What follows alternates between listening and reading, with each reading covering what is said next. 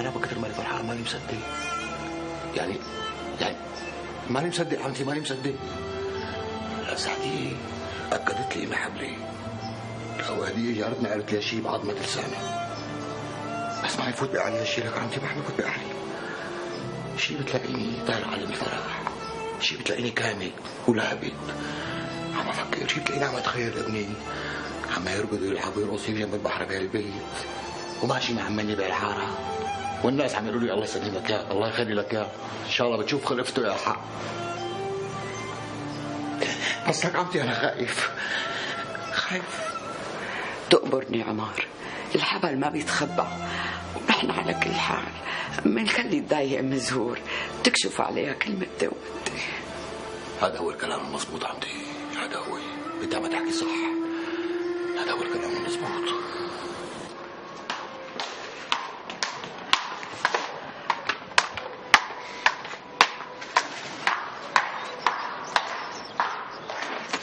شو يا جماعة طمنوني، أمحى لما شعيري؟ أمحى إن شاء الله تقبرني أمحى. الداية عمتي الداية، شو قالت الداية؟ قالت مزبوط إني حبلة ابن عمي. بربيك صحيح عمتي؟ شوف يا عم، في سر كنت مخبيته عنك وعن المرحومة أمك، وهالسر بتعرفه منيح سعدية، وهي اللي ترجتني ما قلكن يا. شو هالسر عمتي؟ انه سعدية ما بتجيب اولاد، واربع خمس دايات كشفوا عليها وقالوا نفس الحكي. هاي الله كذبون كلهم وحبلت، وسمعت الداية ام زور شلون قالت عني اني حبلة. عمتي مزبوط هيك حكت الداية؟ مزبوط تقبرني، بس قالت انه الحبل ما بيبين الا لبعد 40 يوم، وانا بنصحكم عمتي لا تجيبوا سيره لحدا الا لحتى يثبت هالشيء. وليش لحتى ما نجيب سيره لحدا؟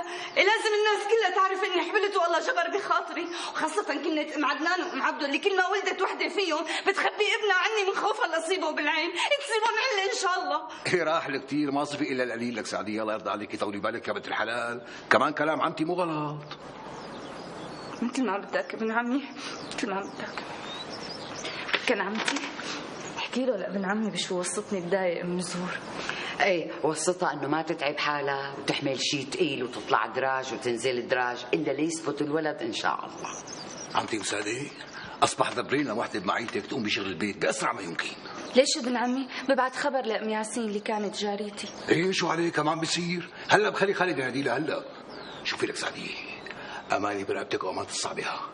اي شغله تشتهيها، اي شغله تجي على بالك، شو ما كانت تكون، اوعك ما تنطقي وتقولي اوعك. وهيك هاهلك سعدية لانه بتطلع الوحمه بوش الولد.